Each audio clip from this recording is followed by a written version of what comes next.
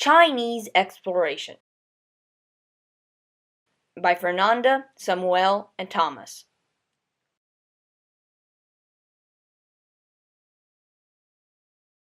I love Europe. They discovered many things like a large part of Africa and the Western world.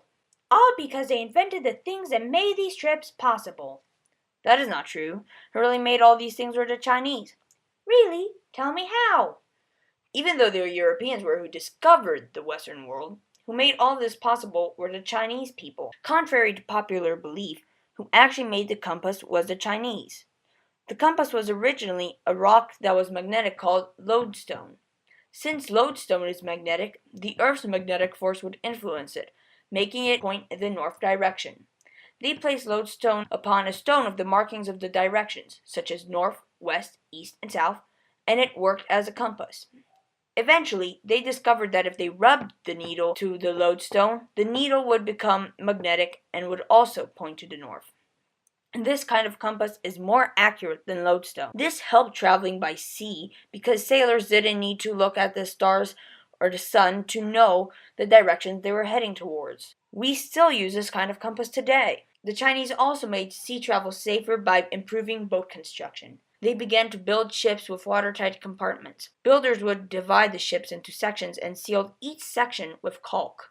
So, if there was a leak, it would stay in only one compartment, and all the other parts of the ship would stay dry, and the boat would not sink.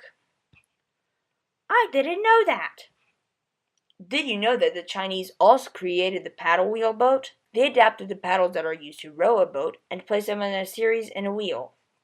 The wheel would spin continuously to move the boat forward. This was much faster than its predecessor, the rowing boat.